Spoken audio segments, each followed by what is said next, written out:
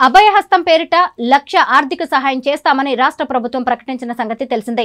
ఈ మేరకు హైదరాబాద్లో నిర్వహించిన కార్యక్రమంలో లబ్ధిదారులకు రేవంత్ రెడ్డి చెక్కులు అందజేశారు. ప్రిలిమ్స్ లో ఉత్తీర్ణత సాధించిన 135 మంది అభ్యర్థులకు ఒక్కొక్కరికి 1,00,000 రూపాయల చొప్పున అందజేశారు. ఈ సందర్భంగా రేవంత్ రెడ్డి మాట్లాడుతూ రాష్ట్రం నుంచి అత్యధికంగా సివిల్ సర్వెంట్లు రావాలని ఆశిస్తున్నట్టు చెప్పారు.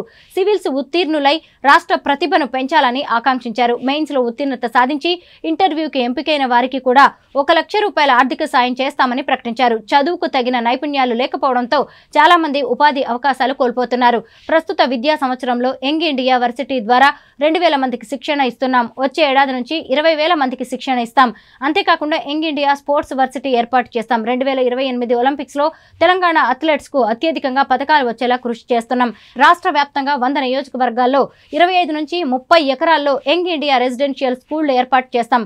గత ప్రభుత్వం యూనివర్సిటీలను నిర్వీర్యం చేసింది. 10-15 రోజుల్లో అన్ని యూనివర్సిటీలకు నూతన వైస్ ఛాన్సలర్లను నియమిస్తాం.